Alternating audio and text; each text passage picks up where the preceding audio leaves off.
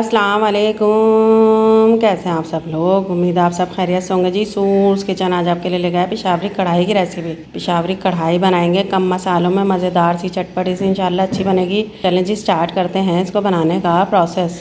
पेशावरी कढ़ाई जो बना रहे हैं उसके लिए मैंने 3 पाव चिकन ले लिया, आधा किलो टमाटर लेके उसके बीच से एक के 2 कर लिए हैं। 1 टीस्पून नमक जाएगा, 1 टीस्पून कुटी हुई हरी मिर्च, 1 टीस्पून कुटी हुई अदरक, 1 टीस्पून कुटा हुआ लहसुन, 3 हरी मिर्चें जाएंगी, 1 इंच के अदरक के टुकड़े को जूलियन में काट लिया है, 1 टीस्पून भुना कुटा जीरा, 2 टीस्पून भुना कुटा धनिया, 1 टीस्पून पिसी काली मिर्च, हाफ टीस्पून पिसा गरम मसाला। हाफ कप ऑयल लिया जी, उसमें चिकन डाल देंगे। चिकन को हमने लाइट गोल्डन सा करना है। अब इसमें अदरक, लहसुन, हरी मिर्च, नमक डाल देंगे। चिकन को सबके साथ अच्छी तरह फ्राई करेंगे।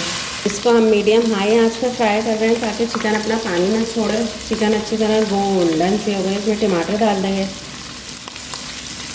टमाटर डाल दीजिए, 1/4 कप जितना पानी डालेंगे। इसको कवर कर देंगे मीडियम लो आंच पे ताकि टमाटर अच्छी तरह डन हो जाए, उनका छिलका अलग हो जाए। इसको खोला है, टमाटर नरम हो गए, इसके छिलके आराम से उतर रहे हैं। सारे छिलके मैं हटा लूँगी। इनको मिलाएंगे और टमाटरों को अच्छी तरह कूटेंगे।